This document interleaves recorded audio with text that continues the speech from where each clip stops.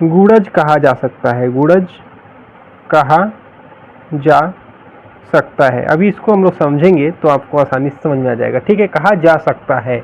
देखिएगा किस तरह से, जैसे यहाँ पे आपको बोला जाएगा कि 2 का गुणज बताइए। ठीक है, 2 का गुणज, 2 का गुणज, 2 का गुणज बताइए, तो आप किस तरह से बताएंगे 2 का गुणज। तो आप इसको ध्यान दीजिए, जब 2 का गुणज बोलेगा तो आपको बोलेगा 2 का पहाड़ा, जैसे कि जिसका भी गुणज बोलेगा 2 का, 3 का, 4 का, 1 का, तो उसका आपको गुणज अगर निकालने कहेगा तो उसका मतलब कि आपको पहाड़ा पढ़ना है। जैसे कि कहेगा 2 का तीसरा गुणज क्या है, तो 2 का पहाड़ा 3 बार यानी कि 6। तो 2 का गुणज अगर आपसे पूछेगा तो 2 का गुणज क्या होगा, 2 का गुणज जैसे आप कहेंगे तो 2 का 2, 2 दूना 4, 2 तीन 6, 8, 10, 12, 14, 16, 18, 20, 22, 24। तो यहाँ ध्यान देने वाला चीज़ क्या है कि जैसे पहाड़ा जो होता है आपका क्या होता है, पहाड़ा जो होता है 10 तक ही हम लोग देखते हैं। ठीक है, लेकिन गुणज में ऐसा नहीं है, गुणज अनंत तक आप इस तरह से निकाल सकते हैं, अनंत आप गुणज निकाल सकते हैं। जितनी बार आप 2 का गुणा करते जाएंगे उतना ही आपका 2 का गुणज यानी कि मल्टीपल्स मिलता जाएगा। ठीक है, तो इससे गुणज जो होता है कि किसी नंबर्स का, किसी नंबर्स जैसे ये 2 है, इसका किसी संख्या में गुणा करेंगे तो वह उसका गुणज हो जाएगा। जैसे कि यहाँ 2 का गुणा 1 में हुआ है तो 2 हुआ है, 2 का गुणा 2 में हुआ 4, 2 का गुणा 3 में हुआ 6, 2 का गुणा 8 में हुआ, 2 का गुणा देखिए 4 में हुआ तो 8।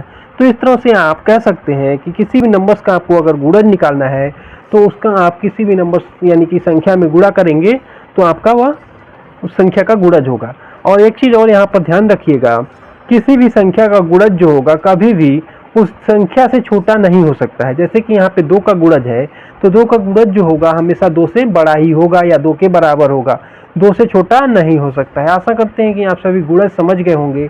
अब हम लोग चलते ये देखते हैं कि गुणनखंड यानी कि फैक्टर्स किसको कहते हैं। देखिएगा अब यहाँ पर हम लोग देखेंगे गुणनखंड। ठीक है, गुणनखंड किसे कहते हैं, तो गुणनखंड यानी कि फैक्टर्स।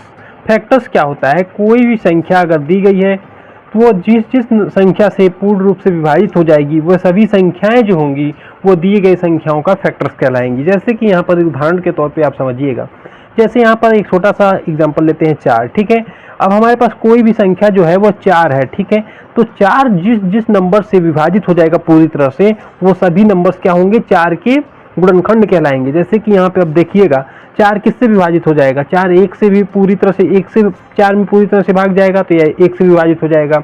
4 जो है 2 से भी विभाजित हो जाएगा पूरी तरह से, तो अतः 4 जो है 2 से पूरी तरह से विभाजित हो जाएगा।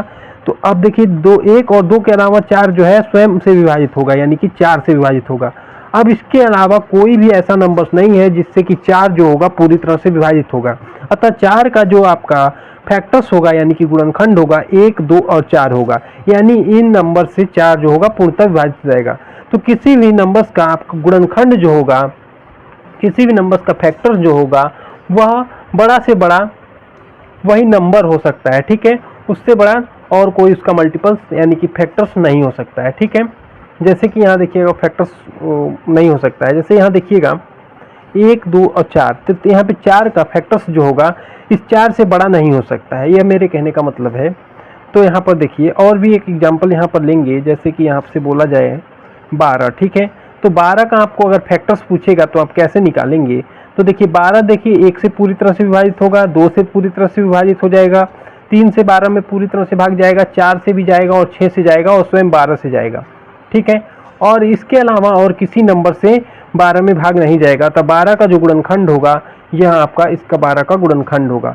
इस तरह से आप लोग किसी भी नंबर्स का फैक्टर्स निकाल सकते हैं। ध्यान बस ये रखिएगा कि किसी भी नंबर्स का फैक्टर्स यानी कि गुणनखंड उस संख्या से बड़ा नंबर्स नहीं आएगा। ठीक है, तो आशा करते हैं आप सभी मल्टीपल्स एवं गुणनखंड यानी कि फैक्टर्स, मल्टीपल्स एंड फैक्टर्स को समझ गए होंगे।